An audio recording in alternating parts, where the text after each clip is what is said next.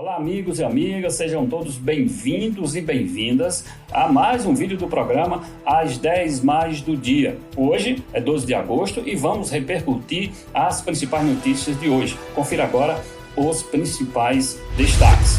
Rússia diz que médicos são vacinados ou serão vacinados contra a Covid-19. Alto contágio torna Brasil atrativo para testar vacina. A avó de Michele Bolsonaro morre em hospital público de Brasília, suspeita de Covid-19. Ceará tem menor taxa de transmissão do novo coronavírus desde o início da pandemia. Ministério Público recomenda que Iguatu tem que suspender decreto que liberava algumas atividades no município. Nós vamos conferir ainda. Escolas premiadas, governo do Ceará promove a 12ª edição do Prêmio Escola Nota 10. Mombaça é destaque aqui no estado do Ceará.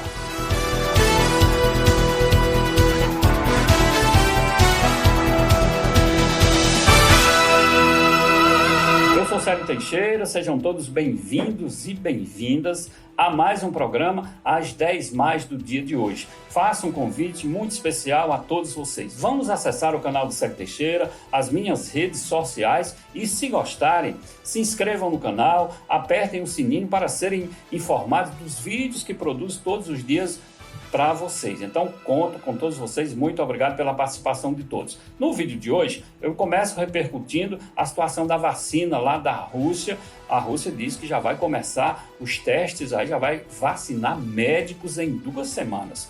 A Rússia anunciou nesta quarta-feira que o primeiro lote da sua vacina contra a Covid-19 estará pronta para ser aplicada em alguns médicos em 2 semanas e rejeitou as preocupações, segundo a Rússia, sem fundamentos em relação à segurança do imunizante levantado aí por alguns especialistas devido à rápida aprovação da vacina por Moscou. O presidente russo, Vladimir Putin, disse nesta terça-feira ontem, portanto, que a Rússia havia se tornado o primeiro país a dar a aprovação regulatória para uma vacina contra a Covid-19. Isso depois de menos de 2 meses de testes em humanos. A vacina ainda não concluiu os testes em estado avançado. Será que vai dar certo? Vamos torcer que a Rússia esteja correta e em breve nós possamos ter uma vacina aí eficiente. Os Estados Unidos, Reino Unido, União Europeia e Japão saíram na frente na corrida para estocar vacinas. É mais um assunto aí sobre vacinas contra o coronavírus e juntos já reservaram mais de 1 bilhão e 300 mil doses da vacina. Todos esses imunizantes estão em fase de testes ainda. O fato curioso é que o Brasil também está no topo desse ranking, não porque comprou, mas por razões contraditórias. Por ter milhares de infectados, tornou-se atrativo para a realização de testes e, como consequência, garantiu a prioridade na compra dessas possíveis vacinas. O Brasil fechou acordo em junho para receber 100 milhões de doses da vacina produzida pela Universidade de Oxford e também pela farmacêutica AstraZeneca. A aproximação aconteceu inicialmente porque a Inglaterra, vejam bem por quê, a Inglaterra não há uma quantidade de infectados suficientes para tornar rápida a fase de teste. Como no Brasil tem muita gente contaminada, vai terminar ganhando com isso. O Brasil, além de reunir alto número de contaminados, tem laboratórios com tecnologia e capacidade para desenvolver vacinas. Foi firmada parceria, por exemplo, com a nossa conhecida Fiocruz. A torcida aí é que também nós possamos avançar o mais rápido possível, junto com importantes centros de pesquisa que o Brasil possui. A avó da primeira-dama, Michele Bolsonaro, morreu por Covid-19 na madrugada desta quarta-feira no Hospital Regional de Ceilândia, no Distrito Federal. Maria Aparecida Firmo Ferreira, de 80 anos, estava internada em unidade de terapia intensiva desde o início de julho. Maria Aparecida foi internada no dia 1º de julho. De acordo com o prontuário médico, ela foi encontrada por populares na rua, caída e levada para o hospital com falta de ar. No mesmo dia, foi encaminhada ao Hospital Regional de Santa Maria, unidade que concentra a maior parte das vagas em UTI da capital federal. A avó da primeira-dama apresentou instabilidade no quadro clínico, chegando a registrar melhora 2 vezes. Na última segunda-feira, dia 3, ela havia deixado a intubação e respirava com a ajuda de máscaras de oxigênio. Vale dizer que a Michele Bolsonaro é de família cearense, lá do município de Crateús. Acredito que a senhora, sua mãe também, nossos pesar aí pelo falecimento, deva ser cearense lá da cidade de Crateús. Agora uma boa notícia, hein, gente? A taxa de transmissão do novo coronavírus no estado do Ceará permanece em queda. Essa é uma excelente notícia. Conforme a estatística da plataforma Integra SUS da Secretaria Estadual de Saúde aqui do estado, a taxa está atualmente em 0,63. Durante o pico da pandemia da Covid-19 aqui no estado, chegou a 2%. E em alguns locais, Fortaleza, por exemplo, passou um pouquinho de 2%. Em março, mês do início do registro, a Secretaria de Saúde aqui do estado chegou a divulgar que a taxa era de 1,78. Ou seja, vamos tentar entender isso aqui. Hoje, precisa de quase 2 pessoas contaminadas no estado para ter a condição de contaminar uma. No passado, era uma pessoa contaminando 2. Então, isso significa dizer que a situação do estado é realmente de se comemorar, não de abandonar os cuidados, não de deixar de usar máscaras, tem que continuar evitando as aglomerações, mas o estado dá sinais claros de que o pior já passou e que nós caminhamos gradativamente para diminuir de forma considerável a taxa de contágios e também as mortes por Covid-19 aqui no estado do Ceará. O Ministério Público do Estado do Ceará recomendou, nesta quarta-feira, já hoje, portanto, a suspensão de parte do decreto municipal do município de Iguatu, que permite a reabertura de templos religiosos, bares e também restaurantes. A Promotoria de Justiça observou que o município se encontra ainda na fase 1 de abertura das atividades econômicas, que não vê ou não prevê retorno desses segmentos. A Promotora de Justiça, Elga Barreto Tavares, apresentou 2 recomendações. A primeira refere-se à suspensão das atividades religiosas lá em Iguatu e a presença de fiéis nos templos. A segunda trata-se de bares e também restaurantes. A grande verdade é que o Centro-Sul e o Cariri cearense ainda estão na fase 1 de abertura econômica e alguns cuidados ainda precisam ser mantidos por algumas autoridades. E a grande verdade também, é preciso que se diga isso aqui, é que embora algumas dessas cidades estejam na fase 1, muitas pessoas já estão na fase 3. Comerciantes abrindo sem necessidade,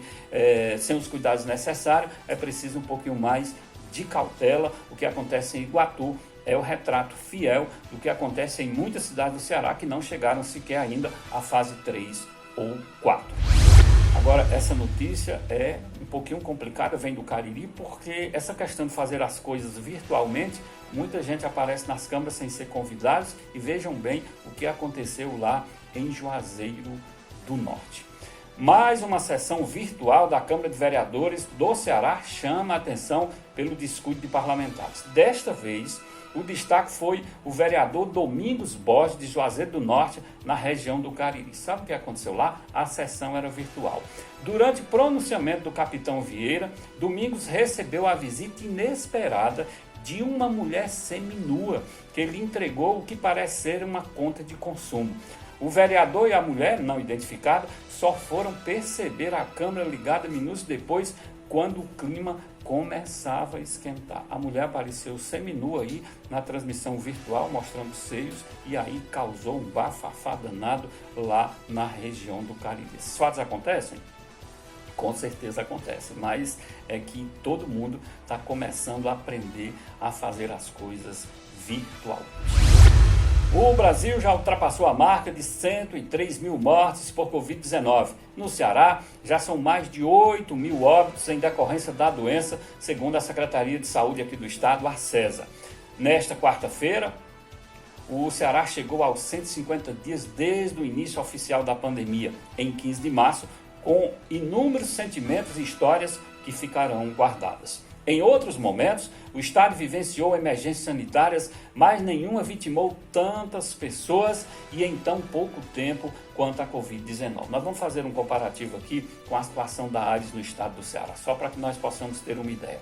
A síndrome da imunodeficiência adquirida, conhecida como AIDS, causada pelo vírus HIV, vitimou nos últimos 10 anos, de 2009 a 2019, um total de 3.440 pessoas. O número, apesar de expressivo, é 123% menor do que o deixado pelo coronavírus em 150 dias. Deu para comparar? Até esta terça-feira já foram 8.043 óbitos confirmados, 191.540 diagnósticos positivos da Covid-19, de acordo com o boletim do IntegraSUS aqui da Secretaria. Gente, em 10 anos, a AIDS matou no Ceará 3.440 pessoas. Em 150 dias, a Covid-19 já matou mais de 8.000 cearenses. O governo do Paraná assinou hoje um memorando de entendimento com a Rússia. Lembra que eu falei disso ontem? Voltando ao acompanhamento de informações relacionadas à vacina Sputnik V, a primeira registrada contra o novo coronavírus no mundo. De acordo com o governo paranaense, o memorando é uma espécie de protocolo de intenções para que a vacina eventualmente seja testada no estado e, quem sabe, produzida também lá no Paraná. Foi decidido que um grupo de trabalho será formado por membros do governo paranaense que tenham acesso aos dados sobre a vacina. O caso e eficácia dela, que seja realmente comprovada, ela poderia vir a ser oferecida à população paranaense em breve. E isso é o que espera o governo lá do Paraná. E agora, gente, vamos sair um pouquinho de foco aí de tantas notícias diferentes. Vamos falar de futebol dentro do tema da Covid-19, que começa a preocupar o Campeonato Brasileiro das séries A, B e C. As séries A, B e C do Campeonato Brasileiro, iniciada há exatamente 5 dias, já registram 52 casos de Covid-19 entre jogadores. 3 partidas foram suspensas pela CBF: Goiás e São Paulo, Chapecoense e CSA, 3 da Paraíba e Imperatriz do Maranhão, por causa do novo coronavírus. Os casos mais recentes de contaminação aconteceram no Corinthians e também no Atlético Goianiense. Na terça-feira, o clube paulista, o Corinthians no caso, registrou 2 testes positivos, do zagueiro Gil e também do atacante Léo Natel. O clube preferiu afastá-los do restante da equipe. Assim, eles não participarão da partida contra o Atlético Mineiro nesta quarta-feira lá em Belo Horizonte. Já o Atlético Goianiense, por sua vez, se deparou com 4 atletas positivos entre seus jogadores. Diferentemente da decisão do Corinthians, entrou com um recurso na CBF para escalar os 4 jogadores que testaram positivo. O clube justificou, no caso do Atlético Goianiense, que os atletas tinham sido contaminados anteriormente e, de acordo com o próprio protocolo elaborado pela entidade, pela CBF, não havia mais risco de contaminação. A CBF aceitou a solicitação e liberou jogadores para a partida contra o Flamengo. Tem muitos torcedores do Flamengo aí, meio receosos, preocupados, mas o jogo vai acontecer com os atletas que testaram positivo do Atlético Goianiense, porque eles dizem que o teste já foi bem atrás e eles já têm anticorpos, não vão contaminar ninguém. Assim é o que esperamos. Gente, para fechar o vídeo de hoje, vou trazer uma notícia bem importante, bem legal para a educação do estado do Ceará e, por que não dizer, para Mombaça. O governador do Ceará realizou nesta terça-feira, ontem, portanto, a partir das 9 horas, a entrega do Prêmio Escola Nota 10 a essas escolas públicas cearenses que se destacaram no ano de 2019. Por conta aí do decreto de isolamento social vigente, o evento foi feito por transmissão sem a presença dos integrantes para receber. Foi pelo Instagram, também pelo Facebook e ainda num link direto com as credes aqui do Ceará. A solenidade de premiação contou com a presença do governador Camilo Santana, da vice-governadora Isolda Sela e também da secretária de Educação do Estado, Eliana Estrela. Durante o evento, foram divulgados os resultados do Sistema Permanente de Avaliação da Educação Básica aqui do Estado do Ceará, conhecido também por SPAES, isso referente ao ano de 2019. O Prêmio Escola Nota 10 tem o objetivo de reconhecer o esforço em prol da alfabetização logo nos primeiros anos de escolaridade e também continuidade desse trabalho nas séries seguintes. O município de Mombaça foi destaque com 10 escolas nota 10 e pelo 5º ano consecutivo mantém destaque também no estado do Ceará. Já são 22 escolas premiadas no município. O prefeito Ercildo Filho e a secretária Helena Oliveira ressaltaram num programa de rádio hoje, no programa Jornal das Sertões, a importância do título para a educação mombacense. Segundo o prefeito Ercildo Filho, quem ganha com isso são os estudantes de Mombaça e as famílias mombacenses. Gente, por hoje, nosso vídeo nossas informações. Espero contar com vocês amanhã em mais uma edição, mais um resumo de todas as notícias. Vão lá, acessem as páginas do Célio Teixeira, se inscrevam no canal. Conto com vocês amanhã em mais uma edição.